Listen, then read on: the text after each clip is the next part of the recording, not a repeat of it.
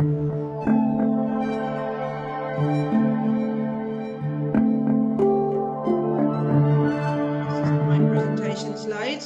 and my topic today is Imagine, different in academia.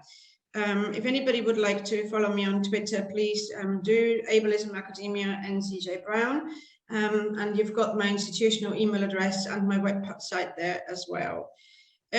So what I'm going to be talking today, I'm keeping an eye on the clock, so don't worry, I'm not going to overrun.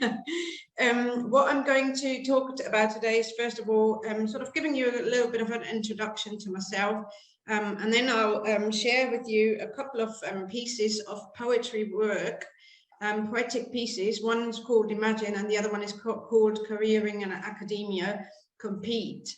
And then in the kind of final part, you know, trying to connect the two things to kind of give you a little bit of insight in what's happening there. In that commentary, I'll talk about being a researcher, pedagogue, activist. So being three roles roped in one, and I do that through another poetry, which is called Poetic Inquiry. So first of all, I'd like to start. My CV looks quite messy, to be honest. I have two kind of research elements that I do bring together. One is research on ableism in academia, and the other area is research methods. To be honest, in my own heart, initially, I was always about the research methods and the processes of research that I was particularly interested in. But you can't really research methods unless you've got a topic that you're talking about. And I just happened to you know, dive into that experience of disabled, chronically ill and neurodivergent academics. I'd found that a lot of work had been done around the student experience of disabilities, but not the staff experience. So that's where my ableism in academia work came in. But I'm also quite, you know, looking at my CV, it's so disrupted and it's so, you know, sort of fractured in many ways, that I always feel I have to explain myself. And this is why I'm sharing with you what I'm writing there. So from my CV, actually the introduction to my, you know, the usual sort of rolling down of the roles and jobs, I actually have this explanation that the underlying principle for my work is that research, teaching and activism are inextricably interconnected. As a consequence, my personal practices in research, teaching and dissemination are also interwoven. The constant in the narrative of my work is to give voice to the unheard and empower the marginalized. I aim to provide those with quieter voices with means and tools to explore the unexplored and express the inexpressible. And I think this is a very good starting point for you to kind of see where I come in when I'm talking about some of my poetic work, which comes out of those research projects. So the first one I would like to share with you is, as I said, a piece called Imagine. That piece comes out of a research into fibromyalgia and the experience of fibromyalgia. Now, fibromyalgia is quite similar to chronic fatigue syndrome or long COVID as we know it now as well. But it's characterized by widespread pain. It's characterized also by psychological dysfunction, sleep disorders, cognitive dysfunctions. So there is a lot there that's happening, and people are really struggling. People with fibromyalgia are really struggling to not just make sense of their own experiences, but also to explain that to others. So in a way, that was the starting point, you know, again, listening to participants' voices and their experiences, that I created this, and it's called Imagine. Imagine you have the flu, but on top of that, you get sunburned. You fall down a flight of stairs. You haven't slept for 36 hours. Your brain feels like it's packed in cotton. You forget simple sequences like putting toothpaste on the toothbrush before you brush your teeth. But your work requires you to be coherent, functional, brainy. Now imagine that nobody sees any of that. So this is the first piece that I wanted to share with you. I'll come to the commentary after I'd shared with you the second piece. The second piece is careering in the academy, and it's called Compete. The This poem comes out of a sort of a poetic collaboration almost with Anya McAllister. She and I were working together on a collaborative piece where each of us was creating their own poetic inquiry piece, but then at the same time we were engaging with one another on a third one together. This one was my contribution, and it's basically coming out of people's experiences of academia. So it was something that, again, in the transcripts, a lot of the academics that I was working with and I was talking to with the fibromyalgia research and later on with the ableism research projects, a lot of these people were talking specifically about what it means to be in higher education at a time where there are precarious contracts, where you are constantly under pressure to perform, but also to compete. So this is my contribution to this: careering in academia, compete. Meet the essential criteria, hit the desirables, several publications, not enough experience in research. Try again, but for now, work harder. High impact, full engagement, total reach, excellent research. You're top of the game, outstanding, not enough, experience in teaching. Try again, but for now, work harder. How can I gain experience with no opportunity? Someone take a leap of faith. Do more, still no role. Unpaid hours in research labs, lecture halls, seminar rooms. For now, work harder, volunteer, try again. Another rejection, another no. This is not right for you. You're overqualified. You should have tried last year. Now I take it that both kind of feel quite somber.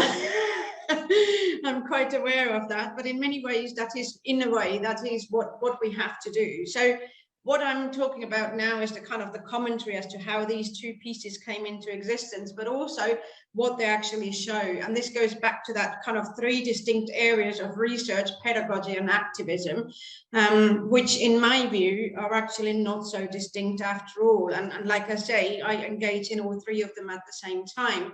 The reason being that I think that you can't teach unless you've got something that you're a specialist on. So you need to do a little bit of research to do that.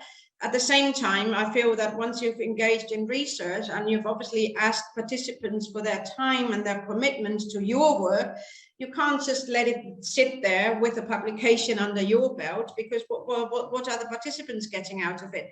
So that's where the activist work comes in. So in my view, these three distinct areas actually have to be coming together.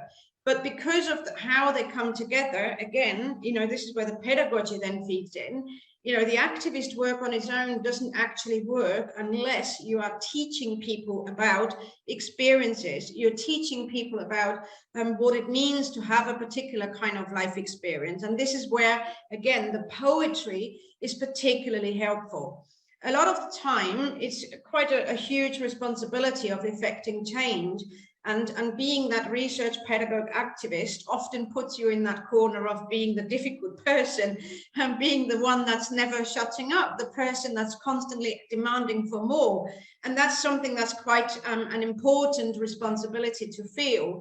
But at the same time, I feel actually my role in affecting change is quite helpful to draw on the poetic inquiry, because the poetry brings about that emotional connection. And a lot of the time it is about basically making people understand and empathize, raising awareness, and you do that through the emotional connection. So this is why the kind of the poetic work is quite powerful in that respect. The other thing that I'm also quite interested in is how many different forms and approaches we have. I mean, we've heard just from the talk before this one that the found poem, but obviously there are so many other versions of poetic inquiry that people engage in that you kind of have to start thinking about, well, what's the thing that I'm going to do? How am I going to be really sending across or putting across the message that I'm after? And obviously it has to be suitable to the purpose. Now, in this case, being suitable to the purpose for me is trying to reach the audience. And like I say, you know, if after reading you had this somber feeling on those two poems, then in some ways I have reached my goal. I have actually achieved the aim of the poetry. Now, in this particular case, the Imagine poem, that's coming out of people's experiences, but it's not actually a single word of a participant. These are all my words. So this was something where people were just talking about, you know, well, sometimes it feels like the flu. So people are talking about that, or they were saying things like, oh, sometimes my skin burns, like when you get a sunburn. So people do say these things in metaphorical explanations of their experiences, because in many ways language is quite insufficient to explain it properly. So we have to draw on the metaphors. And what I then did was literally just bringing together all of those different experiences and trying to put them into something that's a poetic prose, in order to kind of, you know, like bring across that point of all of those different experiences. And then the punchline obviously being nobody actually seeing it. And that is at the heart of many of the experiences, the many bad experiences that my participants were talking about, because fibromyalgia is not visible, because it's not even showing up in any kind of blood test or any kind of, you know, medical tests. It basically means that a lot of the time people are being brushed off as, well, it's just in your mind. So this is why there's this kind of punchline, you know, all of those experiences, quite powerful ones, but then actually you're alone with that. And that's quite an important message to kind of get across. In terms of the process of creating Compete, that was a very, very different process for me. It was more of basically going back to what people were saying about what it means to be in academia, but at the same time also going back to my own experiences in terms of the kinds of messages that you get about, you know, for example, a rejection on a publication, or, you know, a desk rejection here, or you've applied for something and you haven't been given the role. You know, it's all of these phrases that are actual phrases from people that have been mentioned in conversations. Now, the nice thing about that is that obviously it's going back to the question that I raised with Adrian earlier, is, you know, how do I know that these are the voices of the people, or how much of it is of me is in there? I would suggest in my pieces, in those two here, I've got quite a lot of myself embedded in that. But that is because I am in that same position. I am in that position of having fibromyalgia. I am in that position of working in academia, and even after many, many years, still not having a full-time job in academia. So it's something that's, you know, it's an everyday experience for me too. So I don't see that I have to retract myself or extract myself from that experience because I'm part of it. But at the same time, it's not just my experience, because there are things in there that I have never heard or never seen or never experienced. And so I know that there is justification to say that these are proper research poems. Now, going back to that kind of final line that I've mentioned here about the Poetic Inquiry and its different approaches, I would like to finish with the Poetic Inquiry poem. It's quite meta, really, because it's a Poetic Inquiry poem about Poetic Inquiry. So the poem is called Poetic Inquiry. Blacked out, researched, found, appropriated.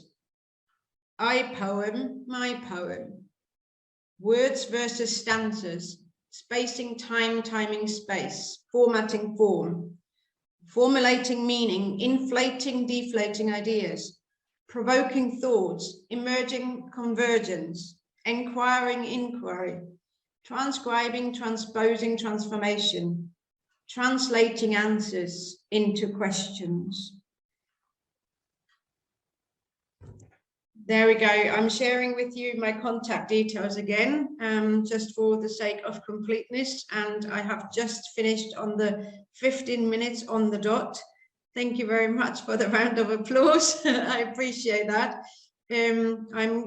I've just seen a couple of comments in the chat box. So I'm going to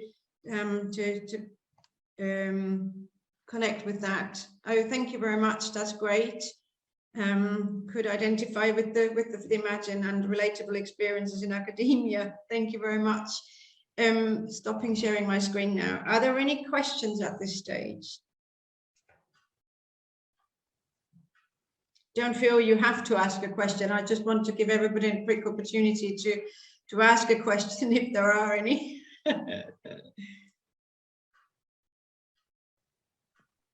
I thought it was just a brilliant presentation, and your poetry was so moving. And I know somebody with I can't even say the word. Fibromyalgia, yes. Thank you. And actually your poems made me help understand that person more, to be honest. Like I've been really thinking about it. So I really do thank you for gifting us with your poems. Where are you headed with your Poetic Inquiry? What things are on the boil? Yeah, so I do think that I am sort of, sitting on that cusp between research, activist and teaching, and that's really where I see myself. And I do, as part of that, I do poetry, but I also do other things. I write fictionalization, so social sciences fiction, not science fiction, but social sciences fiction. I also create art installations, so I do a lot more, not just this. This is, for me, it's a way of basically just honing the craft and honing in on the particular kinds of experiences. There are different ways, and different media have got a different way of affecting people. So I basically use up every space I can to basically just get across to people. But thank you for that question. There's a question in the chat box. Do I get pushback from other academics about the method? Yes, I do, but I don't care. And I think that's where I'm quite comfortable with myself now. I mean, I did say that I still don't have a full-time job, and that's true, but actually I have, found my own way around, and I don't need that full-time job now. A few years ago, it was a different story. I was very, very upset about that, but now I don't. And that's the same here with the pushback. I don't actually worry about what other people think, and I'm the person that's known to bring Lego to conferences usually, so I'm the one that's always doing something outrageously different to everybody else, and I'm comfortable with that. I don't think that that's everybody's cup of tea. I don't think everybody should be necessarily going down that route, and you shouldn't be doing something that you yourself are not comfortable with. But if you're happy with people thinking that you're playing with Lego, why not? If people think that, you're writing poem and people are kind of, well, I don't really understand it, take it as an opportunity to teach them. And like in any kind of classroom, there will be some who are soaking it up and are, oh, this is really interesting, I'm going to read up more about it. And then you get another kind of set of students in that classroom who are going to say, well, it's not for me. And that's fair enough, because not every research method is for me either. So in that respect, like I said, I'm quite comfortable with that. Thank you very much. Being comfortable in your own skin. Yes, thank you. Last question, Zika. Thank you so much for your presentation. I don't think it's so much of a question, but it's one of what you have done with your paper is express one of those things that, as young academics or people who are still starting out in academia, we find difficult to express, because most of the time it's seen as though you are complaining, you are not appreciative of the opportunities that you have. And I think the element of you speaking about metaphors, which is also what we have found with our work, is that metaphors seem to push language to a place where everyone can get that moment when they were like, oh, this is really how you are seeing it, instead of just using blatant language or blunt language. And I think that really comes out of your work. And of course, it makes me shake as I'm sitting, because then I realize that there's a lot to do in academia when we look at what you are saying, because eventually you are asking us to do something about it. You're not just asking us to understand that it's such an issue.